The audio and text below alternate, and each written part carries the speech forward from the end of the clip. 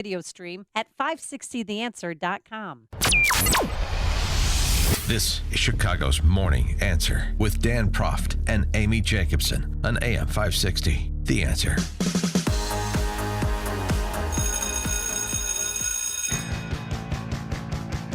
They got the beat, the campus beat, the campus beat.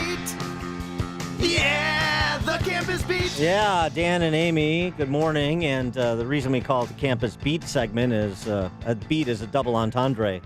It's not just following what's happening on campuses, it's because of the beatings that are meted out at the hands of the mob on college campuses, including even What? that putative bastion of civility and free speech, the University of Chicago. Oh. Did we? Yeah, one member of the college's council, as it were, and by the way, I was censured. I was almost impeached, I guess would be the term, by the Student Senate, the ASG, Associated Student Government at Northwestern, when I was there. Oh, yeah, I remember. Yeah. I've heard that story. Yeah, so I've been... Because you invited Michael Medved to speak? No, Bill Bennett. Oh, my God. But Secretary. So I've been before these grand inquisitors in training, as Brett Barbin was as well. This young man proposed a bill through their campus government there that would prevent student tuition dollars from being used to fund abortions. Crazy talk. On the campus of the University of Chicago. It's not bad enough you get taxpayer funding of abortions in Illinois. You have to have your tuition go to that at University of Chicago as well. So he made this proposal, and then the histrionics and, I don't know, lack of civility, to be generous, ensued. For more on this story, we're pleased to be joined by the aforementioned Brett Barbin. Brett, thanks for joining us. Appreciate it. Hi, Dan and Amy. Thanks for having me on. All right. So you introduced this resolution. I don't want my student tuition dollars going to fund abortions on campus. And then what happened?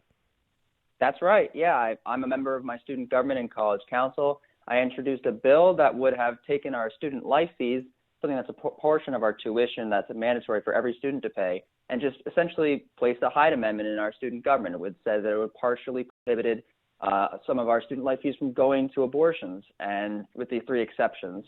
Our student government about a year ago decided to change its funding code by establishing a new committee with an extremely expansive mandate, which is able to fund many different things, one of them being abortion. And so the chair of that committee and the incoming president of our student government posted on Facebook that abortions are a good thing, that her committee proudly funds and supports abortions. And a bunch of students reached out to me with concerns about these kinds of comments, and they asked me to draft some legislation in order to address the issue. Are we getting to a point where you can do abortions for profit? I mean, as I mentioned, taxpayers already fund abortions in Illinois up till the moment of birth now, thanks to what happened in the General Assembly this session. And so what does the University of Chicago need to do with respect to why do they need to include student fees as part of the financing? It's already being financed by taxpayers. Exactly. It's actually extremely ironic because this committee, even though it's been set up for about a year and a half, it has not actually funded an abortion yet. But we didn't know until the chair of that committee disclosed that it hadn't on that night of the vote 2 weeks ago. So essentially, they're using our student life fees for these purposes, even though it's totally unnecessary. And ironically, after the vote took place, many people began to donate to Planned Parenthood. This committee, which takes private donations, and the Chicago Abortion Fund in my name, I'm receiving those kinds of emails thanking me for my donation, which I did not send in. And it just goes to show that there's a lot of people on campus who believe in an expanded access to abortion, willing to use it for their private funds to do so, that they don't need to compel and financially coerce other students on campus in order to pay for other students' abortions.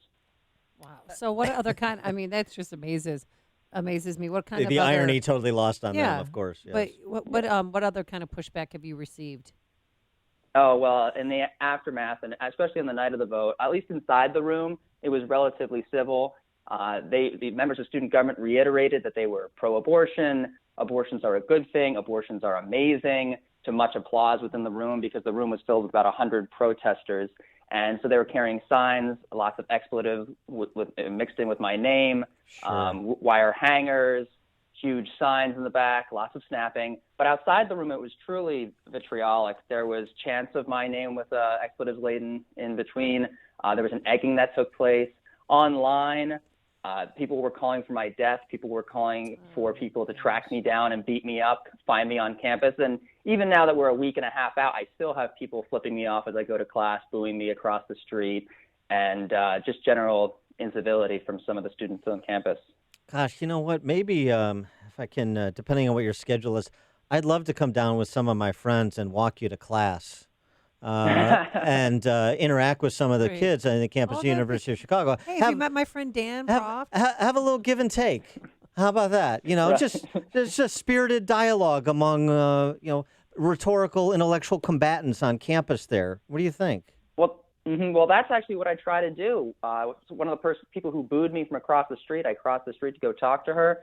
I asked her if she had any issues with my bill, and she just said, "I don't engage in civil discourse," and flipped me off and walked away. All So right. I was like, okay, I guess these are the kinds of students we're taking in now. Well, not all. Thankfully, at least according to the campus reform report I read on this, you had a few other students who presented testimony in furtherance of your position, and I assume they received the same treatment.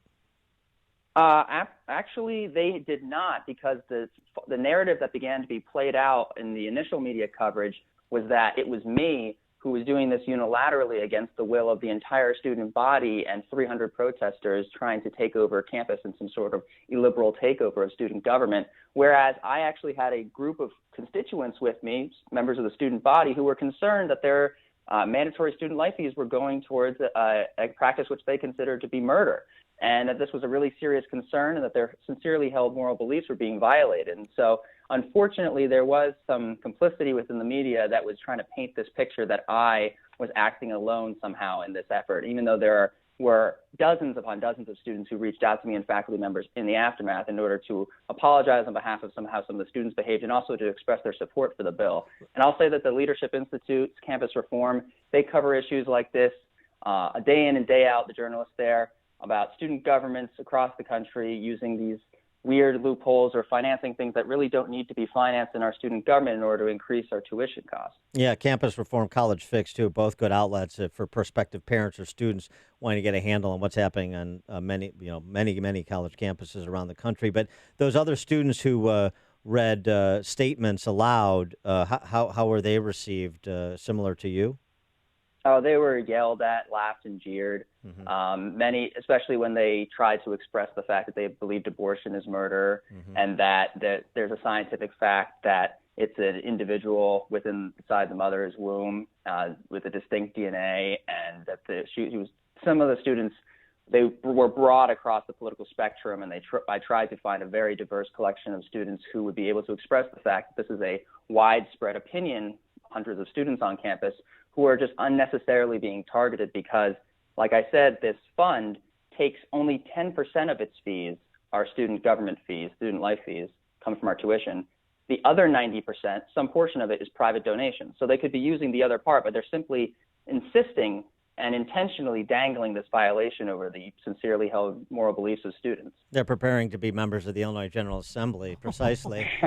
Here's the thing. I got an idea for you and your cohorts there if you want to continue your rabble-rousing, because I went through this many epochs ago on the campus of Northwestern. One of the things we did with student activities fees when they were being used to bring in such diverse speakers in terms of intellectual point of view.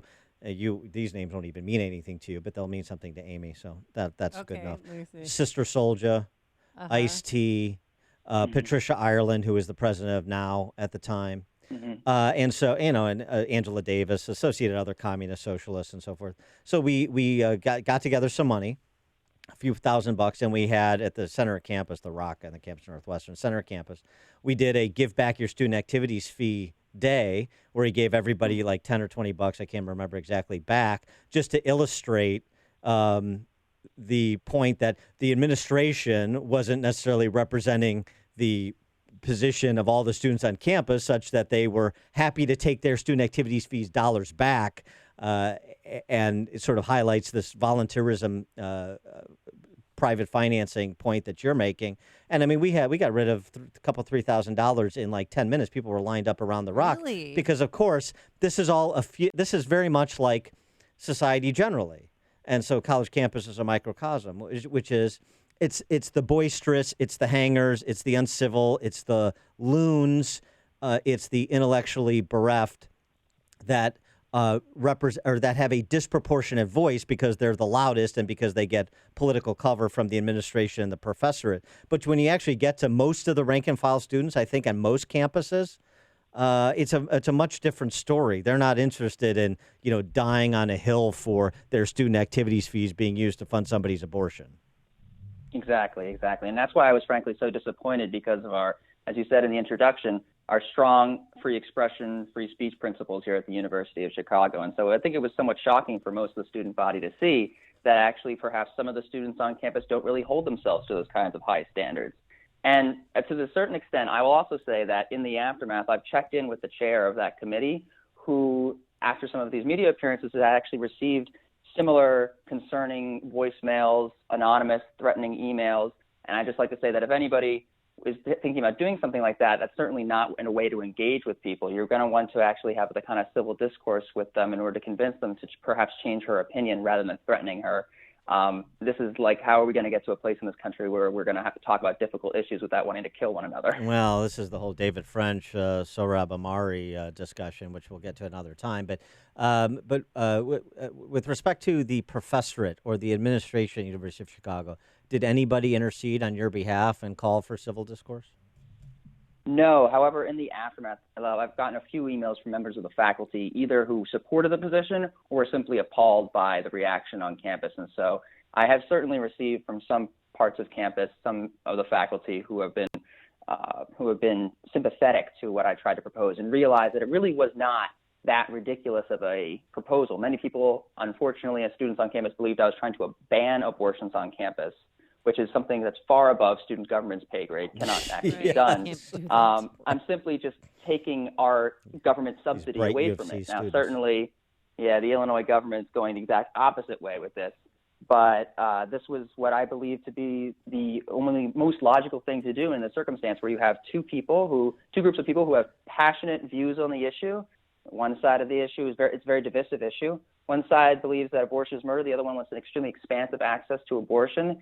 And if you've got about 50% of the population, just like we believe in the Hyde Amendment, been the law for 43 years, the compromise that's set is that they don't have to pay for it. And that I think is the proper thing to do. Well, present company excluded the inability to distinguish the power of student government from superior levels of government says something about the quality of students at the campus of University of Chicago these days, apparently, as well. Brett Barbin, he is a campusreform.org correspondent, student at the University of Chicago. You can check out the article about his travails on campus at campusreform.org. I'll tweet it out as well at Dan Proft. Brett, thanks for joining us, telling your story. Keep your head on a swivel on campus. And if you ever want some friends to come in around and hang out, throw the Frisbee around the quad and engage the kids, I'm happy to bring my friends over. Just let me know. All right. Thank you for having me on, Dan and Amy. Thanks, Brett. And he joined us on our turnkey.pro answer line. Listen to podcasts of Dan and Amy from the AM 560 mobile app. Download it today at 560theanswer.com/mobile.